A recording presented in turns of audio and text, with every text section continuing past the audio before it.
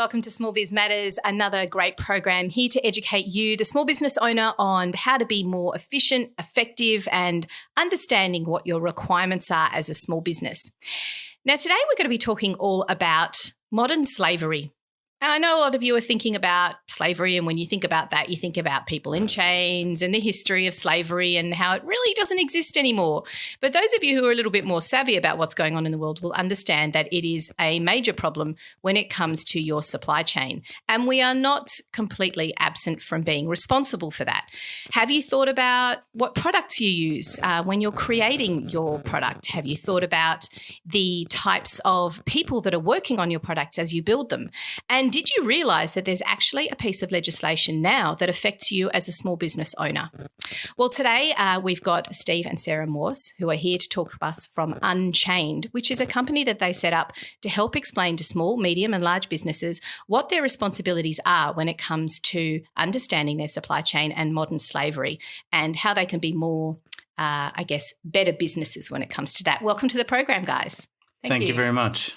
Now, Stephen, let's start with you. I want to talk about what does this mean for small business? No one's talking about it. No one's educating us. Tell us what it really means for us as small business owners and why we need to be aware of it. Sure. Well, it's possible that the conversation hasn't reached small business because the conversation is at the big corporate end of town at the moment, because the Modern Slavery Act targets entities earning over $100 million in annual gross revenue.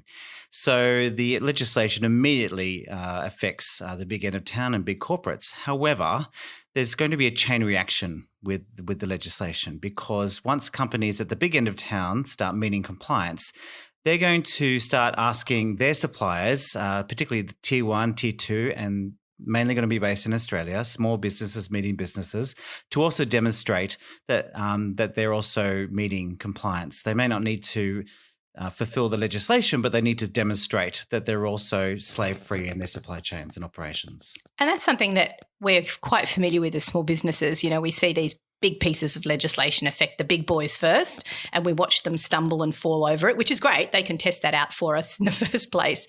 But what is important about this is that we are part of that chain. Invariably, there are small businesses that feed into big sectors of the economy. You think about motor vehicle work, you think about anything with manufacturing. We all feed into that. And is that one of the main reasons we kind of need to be across it and aware of it in terms of the big picture, do you think, Stephen? That's right. In our age of sustainability, we need to work out the part we play and realise that we are part of a bigger picture, that we're supplying to people and people are supplying to us, and that everyone in that chain is part of the legislation. So that the government is looking first to big business and then all the way down for those companies to look and take responsibility for what's going on all the way through to the sourcing of the raw materials in the first place. And that's, I think, easy to figure out. If we think about products versus services, pretty easy to work out with products. Where does the bits and pieces come from that make my widget, that make my product? But a lot of our listeners will be service providers. So let's imagine that they're a consultant. They're working with maybe, let's say, a lawyer, a small business who's a lawyer and a law firm. How would that supply chain trickle down to them and what they need to be thinking of in terms of what they're producing and whether or not there's any slavery issues there? Well, service providers such as us, we need to think through what some of the small things that we consume as a small business. Could be cleaning services, could be other companies that, work on our properties or work to actually make us who we are. So cleaning, companies that, anyone that produces services, really. Anybody that services your business. Yes. That's a really good point. Now, Sarah, let me turn to you now. I wanted to ask you about the fact that modern slavery, like I said, I'm going to be quite ignorant here and say we think of people in chains. We are aware of, say, big companies who manufacture clothing who might not be doing the right thing in Bangladesh, for example, where they've got, big factories of people working in horrible conditions. But the small business owner's got to go, but that's not me. So is modern slavery a problem here in Australia? Well, yes, it is, surprisingly. Now, the statistics here are quite variable. So we've got from the Department of Criminology saying that there's around 1,900 people in slavery-like conditions here in Australia. And the Global Slavery Index, meanwhile, says 15,000 people here in Australia in modern slavery. But the Department of Criminology stats are also quantified in that they say that probably only 1 in 5 people are identified. So if you do the maths on that, we're looking at 12 to 15,000 people here in Australia living in slavery. So they're in the agriculture, the construction, domestic service, hospitality and sex industries mostly. And we talk about slaves being hidden in plain sight. So while you're not going to walk down the street and see somebody in chains in Australia, we need to have our eyes open to, for example, when we're eating out. You know, we go for takeaway, we eat out. We just assume people in Australia are being paid well. But there's been several cases in the media recently where we know that that's not the case. And so we need to really just be having our eyes open about the people who are around us, who are providing our services and what their conditions might be. And is that a matter of engaging with a company and asking those questions, or is this legislation with that trickle-down effect going to eventually mean that we can be a bit more confident as a small business sector that it's that the people who are working with us are doing the right thing? Do we still need to ask those questions? Yeah, I think we do. I mean, here in Australia, we're lucky that our laws are strong and the enforcement of our laws are strong. So we also have the Vulnerable Workers Act. We've got fair work agreements and things like that. So if somebody's caught, obviously, not paying good wages, then that's going to come in under those acts as well as the Modern Slavery Act. So whereas some of the countries that we're sourcing from, you mentioned Bangladesh and India and other countries like that, they might have the laws, but they're not very good at enforcing them. So here in Australia, you know, we are covered by those laws, but people still slip through the cracks. And I think, you know, when we're receiving services and we're receiving goods, we need to have our eyes open. Just who is providing our cleaners? Maybe we've contracted our cleaning, but maybe they've subcontracted that. And just to have our eyes open and to be asking those questions and to even just engage with, for example, the cleaner that comes into your office, you know, get to know their name, find out, just have a chat to them. How are you today? Are you doing well? And usually you get a sense if somebody is feeling good in their job or if, you know, perhaps they're not performing or they're not receiving the things that they need to be receiving. Stephen, asking you back about that legislation, do you think that we will have eventually, a blacklist of companies who in Australia have been found to be doing the wrong thing? Do you think that in the future that's something that small business can access just to make sure that whoever they're dealing with is above board? I think at this stage there's a grace period for companies to get on board. So it's rather than focusing on who's out, it's really a question of who can actually get in, and it's more of a race to the top for companies. So the legislation is designed to actually encourage the market, encourage companies to get on board and to have a positive engagement with the issue of slavery, rather than a situation where we have, you know, blacklisted companies. I mean, we do have a situation now through ethical business, ethical guides, fashion guides. Oxfam have one, Baptist World 8 have one, where there are naughty and nice lists of companies that are really working hard to do the right thing, and they're graded accordingly. D to A. The A's, you know, there aren't too many on the A's, but there are a lot of companies that are working hard. Oh, so it's a scale. That's really helpful. Yeah. And they get like a sticker? Do they get like a logo they can put? I love the logos that you can go, you get the quality tick and you're allowed to use that on your website. Is that a thing? Yes, they can actually use that. They can say, well, at this stage we're a C plus or a B or a B minus, but, you know, 2-3 years ago we were a C minus. So we've progressed. And I think that's how we need to approach ethical sourcing and ethical supply chains. It's not something that's, you know, black and white. It's not no or yes. It's actually something that we're setting good KPIs, we're setting good targets, and we're engaging with this issue because of the complexities. So it can't be just, well, today I have slavery and tomorrow I don't. It's more, yes, today I have slavery and this is what I'm going to do in the next 6 months, 12 months, 2 years, 5 years to actually address this issue. And I assume it's a long process. Like you said, it's not something that can suddenly be switched off, particularly with the large corporates. I mean, obviously, small business is more agile. We can be faster at making decisions and implementing those decisions. I'm glad to see that corporate Australia is doing it before us. Are they, in your opinion, moving fast enough? I think I know the answer to this question.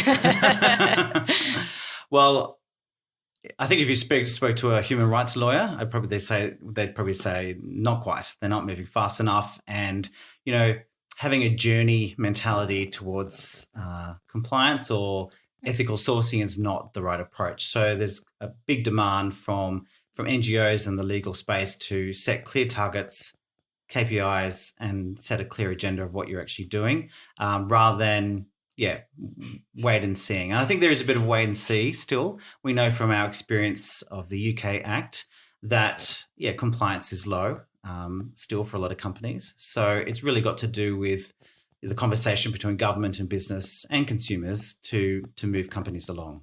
It's like that with everything with small business. It's about the conversation between the regulators, the administrators, and getting the word out there. Sarah, your role in your company is to educate, I presume. And could I just ask, because it's a very interesting industry, and I guess it's a new fledgling industry because of the legislation, or has it always been around but more in the not-for-profit sector? No, that's true. I mean, it is in terms of engaging with corporates. Obviously, you've had not-for-profits, NGOs sort of banging on corporate doors for a number of years, and they're the ones who've passed the legislation. And so we're just super grateful for, the people that have paved the way before us, the people that have gone for 20 years campaigning, governments, corporates, pushing for these kind of things. But with the legislation coming in, I think it's raised the conversation to a whole new level. And so when we talk about, perhaps things are a bit slow to take off, we need to remember that Australia generally is leading the way in this. So we are the 6th country in the world to introduce modern slavery laws. 6th? The 6th. Is that it? That's it. So who was the first? Guatemala? Do you know, Steve? Yeah, the state of California. So State was the first. Well, unsurprising, they seem to be leading the way in a lot of left-leaning things. It's very interesting. And Australia was the 6th. That's good. Yeah, so we're actually leading the world Australia in something good. Australia is actually leading the world. And so people are now looking to us, as we're looking to the UK, who've implemented similar acts. The world is looking to Australia as how this actually rolls out, what it looks like on a corporate level. And the Australian laws are actually some of the strongest in the world. So people are looking at us. Canada is just recently announced this last week that they're also looking into their modern slavery laws. And so the thing that excites me about this is it's not just a law. It's not just another piece of compliance. And that's really where our education comes down to, because, when we think about compliance, you think, just another form to fill in, another box to tick. But what we're excited about is because this law actually has the potential to impact tens of thousands of people who live living in slavery worldwide. And as Australia does it, as other countries follow suit, it's going to be more and more difficult for people who are, controlling in those factories and in those countries that we're talking from, those source countries, to actually be doing business with other countries around the world. Well, it's a fantastic summary you've got there of what the future holds and what impact that's going to have, mainly on the corporate right now, but then also trickling back towards the small business as well. We're going to take a quick break here on Small Biz Matters. And when we come back with Steve and Sarah, we're going to talk about the practical side of things. What is it that you're going to have to implement in the future, to be aware of, to be mindful of? We're seeing corporate Australia do it now. What do you need to do as a small business moving forward to make sure that you're compliant with this new legislation? You're listening to Triple H on 100.1 FM, Small Biz Matters with Alexi Boyd. We'll be back after this. Welcome back to the studio on Small Biz Matters on 100.1 FM. You're also listening across the Community Radio Network. Today's program is important, and it's, mandatory for big businesses at the moment, but slowly to be trickling down to small business, in the idea of modern slavery.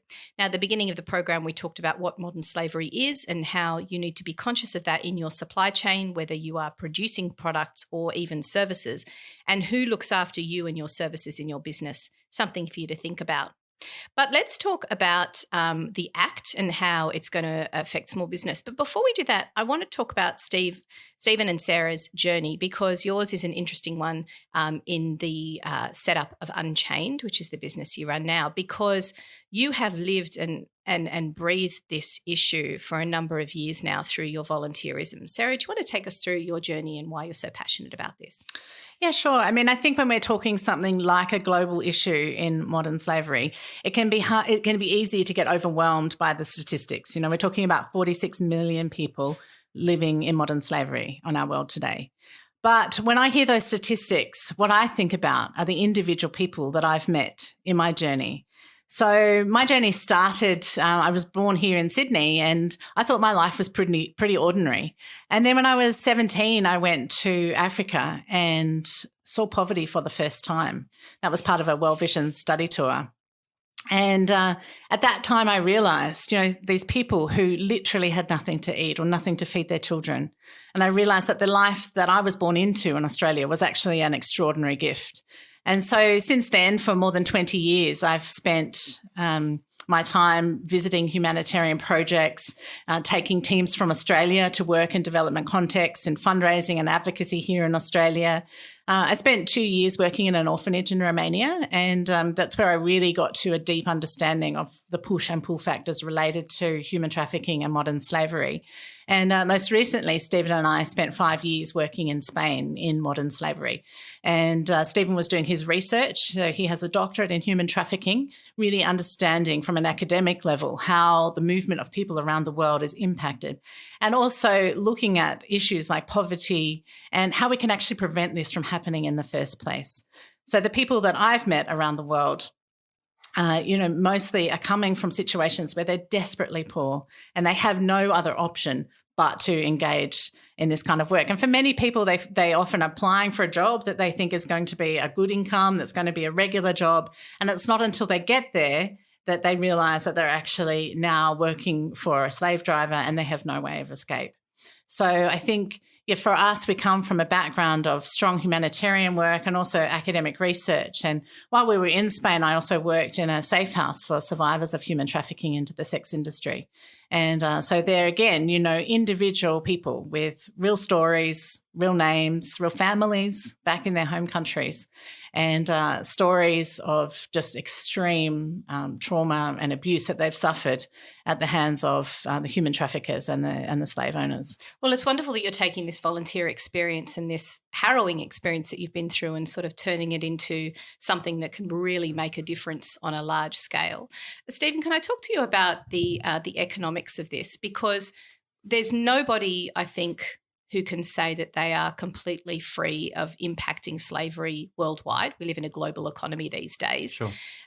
Is that something that was part of your research when you were living in Spain? Did you find anything surprising, or was it as you imagine that it's hard to extract yourself from that process? Sure. Well, I think as we began to investigate this issue more and began to look at what were the levels of intervention here, we saw a lot of aftercare work. We saw a lot of post-trafficking work being done to restore the lives of those who'd been traumatized through trafficking, and some great projects that are being done. But I really saw a sort of a niche, if you like, a gap where, and it was really a gap with men to engage men in this issue, particularly around sex work and working with women. There's not a lot that men can do in that space in terms of actually caring for women. So, but there are lots of things that men can do. I really saw the need to engage men in the area of prevention. What can we do to prevent someone from crossing a border, from moving cities, taking up the opportunity to go to Paris or Madrid or London in the search of a better life, and then finding themselves caught up in cycles of exploitation and trafficking. So, I think what surprised me was just, in terms of intervention, there was just not enough in that space, and making those connections between aid and development and economic development in countries and the reality, the crime of modern slavery and trafficking. So there was a lot of energy going into trying to prosecute. How do we prosecute traffickers? How do we care for victims, or we like to call them survivors of slavery? Not enough effort to go into, well, what can we do in the first place to make sure that people don't have that temptation, to remove that temptation, or give them a reason to stay with family, with community, because there's opportunities there for them to get educated and to get a job and to have a better future. So that was really a lot of my research was about the push and pull factors and what we can do, particularly wealthy people or people who have influence, what they can do to actually set things up in those countries where the source countries where people are coming from. Isn't that just a matter of economics? Isn't that just a matter of if the global economy gets stronger, if a country such as Romania improves its economy, more jobs are created there, less likely to go to other places and be trafficked, or less likely to feel that there's no other option? Or are you speaking more in terms of bigger organisations being involved in the prevention? Well, I think, yes. I mean, yes, the connection seems simple, doesn't it? It seems obvious, but not necessarily. But I think, yeah, there is a role for governments to strengthen governments and local authorities and police enforcement. But there is a big role for business to play through the cleaning up of supply chains, through supplier engagement, through looking at the factories where their products are being made, to think, well, we could actually do something constructive here. We could actually have an impact, not just about improving the wage of a worker or making sure that the factory's safe, as important and as critical as that is. But let's look around that factory. What's going on around in that factory with the community, their families? What are the children doing while the mum and dad are working? It's like the microeconomy in and around that. Yeah.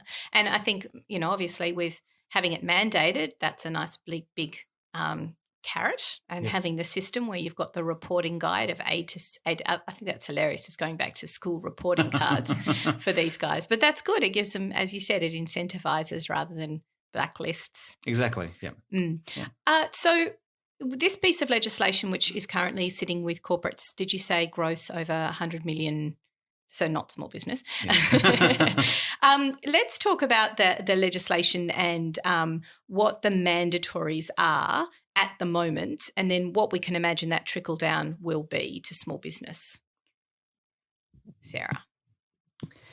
So when we're looking at the legislation, first of all, we're looking at the reporting period. So the companies that are earning over 100 million, as we talked about, for most people, that will mean that we're in the middle of the first reporting period now. So if you have a financial year, and I know different companies operate on different financial systems, but if you have a July to June financial year, then we're smack bang now in the middle of the first reporting period. So the first modern slavery statements are due 6 months after that period. So that puts us at December 31, 2020 for the first statements. So an important factor to remember here is that statements need to be signed off at a board level, and also that those statements will be available on public domain. So that means that not only that business has access to those documents, but NGOs, other pressure groups, consumers, which is an important one, all of us can actually get online and read those statements. And so what I think we'll see is similar to in the UK, where in the first year, people tend to write a fairly general, broad statements. And then as those come out on public domain, they can kind of see, and, there's horizontal referencing goes on between companies within the same sphere, and they're looking at that and saying, hang on, someone else has gone a bit deeper than us. We need to go deeper. And then consumers are looking at that. And I think, it's important here to remember as small business owners that we're all consumers as well. Yes. And so the consumer voice in that, where we do look at those ethical guides and say, well, hang on, you said in your modern slavery statement you were going to do this, and you haven't done it. So what are you doing? And I think the role of the consumer voice there is very, very important. So, but I think as with all legislation, it's, the legislation is almost 100 pages long. It's very difficult for us to get our heads around, and especially as small business owners where there's multiple laws, multiple levels of compliance, and things are changing all the time. And so we've developed a really simple framework just to outline the main 4 things that we need to cover when we're talking about our modern slavery statements. So it's the Stop Slavery Framework, so STOP. So first of all, we need to state the risks. Now, when we're talking about risks, people automatically think about risk to themselves or risk to their business. But here we're talking about risk to people in our supply chains. And if we're just concentrating on our own reputation, then those people will probably suffer. But if we look at those people and identify the risk to them, then our reputation will stay intact. And going back to the practicality, you could be talking about people who are working in your business and supporting your business through services, and also through the supply chain and products that you're using as part of manufacturing your own product. That's exactly right. Those people. I like the fact that you're coming back to the people in that, not just, a checklist. That's right. And that's always what we're coming back to at Unchained. So our role really is to keep bringing it back to the people, because as I mentioned before, they're the things they're the ones that are in our mind. It's not just about compliance. It's actually about the people at the other end of the supply chain. So we've got S for state the risks, and then T for take action. So the modern slavery statement needs to identify areas that you're taking action in and sort of specific action that you're going to take. So as Stephen mentioned, it's not enough just to say, oh, we're on a journey of transparency. We're hoping to look into it at some point. It's very corporate. We need some specific actions. And then O is for outline the consultation process. So what training have you done? What stakeholders have you spoken to? Who have you actually engaged with this? And how is your board engaged as well? And then P is for propose your improvement strategy. So we want to know not only what actions you're taking, but what your future plans are for action into the next couple of years over the modern slavery statements. And this framework that you've created, that basically means that the criteria with which the legislation requires of people is being met? Yeah, so that's basically the four main things. Obviously, there's other things around stating the structure of your business, naming your entity, or legal kind of things like that. But they're the four main things that we need to keep in mind when completing a modern slavery statement. Now, you spoke about a board having this requirement, and I don't think that's too far removed from small business. I'm sure there are small businesses out there who have a structure which has a board or a PTY Ltd with a number of directors. Stephen, do you think that that's where the trickle-down effect will happen? The next step will be businesses, say 50 million, who have a board, or maybe those who are a PTY Ltd. Will that be the step-by-step process for this legislation, do you think? Yeah, I think in time, there'll be a 3-year review for the Modern Slavery Act. So the government will look to see what's working, who's complying, who's actually and what they're saying about their actions and what they're proposing. But we'll see in time there'll be a trickle-down effect in terms of small entities that need to opt in. But we're already seeing that. Just the other day, we were talking to somebody, a private company, a medium-sized company, probably in the 50 million mark. They don't need to comply, but they're already asking their suppliers, their subcontractors, or those who service their operations to opt in to demonstrate compliance with the legislation. What's the biggest industry that you can foresee? Do you think they'll do it industry by industry, or they'll just do it by size? Because they haven't done it with a corporate, have they? They haven't kind of gone anybody who's in building construction or anybody who's in cleaning. They're not going sector by sector. They're more going size. So are they less likely to do it across sectors, do you think, for small business, and more likely to just say, okay, as businesses get smaller, that's when they're going to have to become compliant and mandated? I think the thing to remember here is that modern slavery, it impacts across all industries. So across all supply chains, across all operations, there are slaves. And so really what we want to look at, rather than looking specifically at industries, we want people to be having the conversation. And to remember, we don't need to be perfect to start with. We need to just identify that we're taking action and that we're moving forward. So I think, there's not really much point breaking it down by industry, because when you start to look, even to scratch the surface a little bit, we're all going to find slaves in our supply chains. And so it's something that we need to take away the stigma from. The media will often grab hold of somebody and say, oh, such and such producer had slaves in their supply chain. But the fact is that we all do. And as consumers, the food that we eat, the clothes that we wear, the technology we use is all affected. And so rather than saying, well, this industry is particularly bad or that one, we need to actually look at it as, let's have a conversation about this, because we're all involved in this, whether we want to be or not. And Stephen, if I could just turn to you and say, when this eventually happens, you mentioned opting in. Is that a relatively easy process to do for a medium-sized business? Yes, you just need to, with the Department of Home Affairs, state that you want to opt in to fulfil the Modern Slavery Act. But once you've opted in, you need to fulfil it. So there's no point saying we'll opt in and not do anything about it. If you're going to declare that you're opting in, you need to opt in and you need to meet compliance and submit your modern slavery statement. And that's where you need professionals to help you with that process, by the sounds of it, because this is a whole new ball game and something, it should have been in place a long time ago, obviously, but it's something that's completely new and something that we need to be conscious of as businesses. Sarah, do you think this is overall going to be a good thing for small business, or do you see it as more another thing that we need to be compliant with? Look, I think it's a great opportunity for small businesses to actually get ahead of the game, because as a small business, your supply chains are less complicated. They're, often much simpler. As you mentioned, as a small business, you might not be procuring goods from multiple different sources. So I think it's actually a good way of small businesses to stay ahead of the game, to promote themselves as an ethical company. They may actually only need to take, a few simple steps, whereas you're looking at big corporates with complicated supply chains, that's a very complicated process to then start undoing that.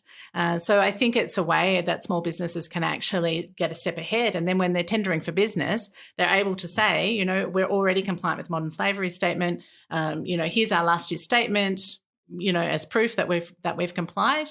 And I think that will put small business in really good stead for increasing business in the future. And it's a great way of advertising Australian small business. If you tick that box and you've got that possibly A+ rating, then you can pitch and go for government contracts more easily. So this is almost like a gimme for small business, isn't it? Exactly. And that's the way that we like to see it, is that it's actually an opportunity. And as we mentioned before, we just want to always be thinking that this isn't just about the compliance, but it's actually about culture change. And so if we as small businesses can be part of that culture change, actually, bringing it, putting that pressure on the corporates, from the ground up kind of thing, then I think we'll see greater change happen more quickly.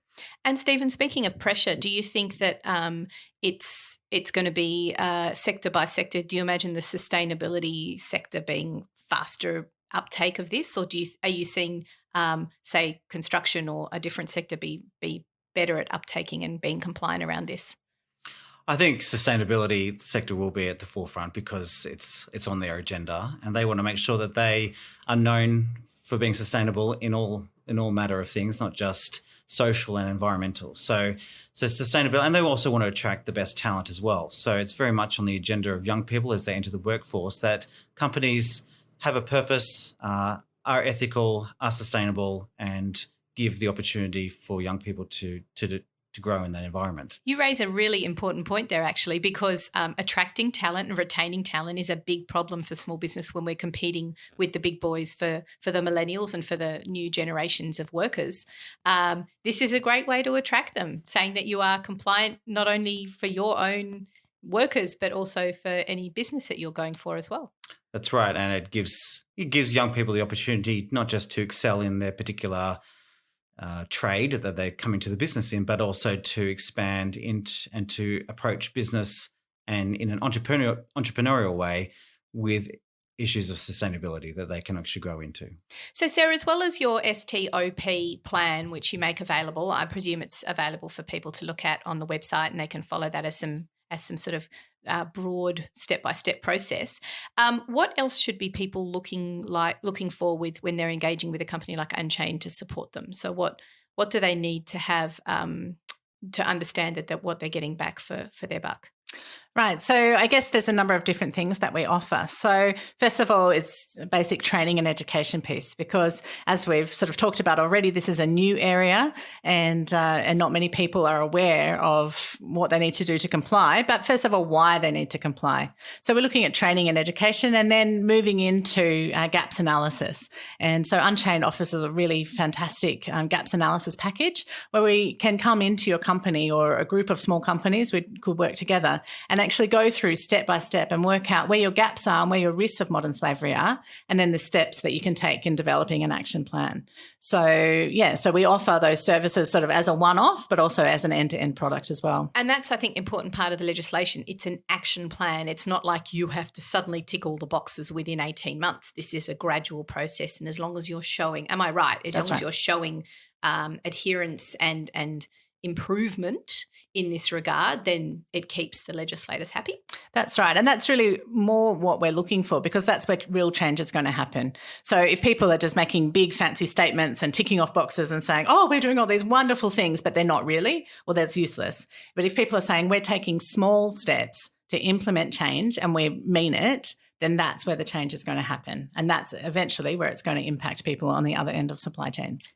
And Stephen, do you think it'll be overall, as this progresses and works its way through the economy, it's going to be more of a peer pressure situation, or have the government put in place enough regulators and administrators to be able to to police this, or is it really going to be a peer pressure situation? This is very much a peer-to-peer market-driven initiative. So the legislation has been set up with the spirit of a race to the top. Who is going to show leadership? Who is going to actually excel? So it's not about what we can do to tick boxes and meet the bottom line. This is about what we can do to show leadership in this space, not just meet compliance, but go beyond compliance, which is what we're about. To investing in communities where slavery exists, to have great CSR programs that are attached to this, to see modern slavery and the culture change sort of permeated throughout the corporation. So it's not just a question for compliance or procurement. That is part of how we function as an organization, and that everyone in the organization is knowledgeable and equipped to address this issue. I think we're talking about the future, and we're talking about the future of removing as many of these issues from the supply chain as possible. And I think, 2.2 million Australian businesses have probably got a large impact on that, both as consumers themselves and as producers of product. Sarah, thanks so much for joining us on the program today, guys. It's been incredibly informative. I'm not as fearful on behalf of small business of this piece of legislation. I think it's more exciting, and I can sense from you guys that it's a wonderful thing, and it will mean a big change for the people who are the victims of slavery. Thank you for sharing your story as well. Now tell us where people can find out a little bit more about Unchained and where they can access your services.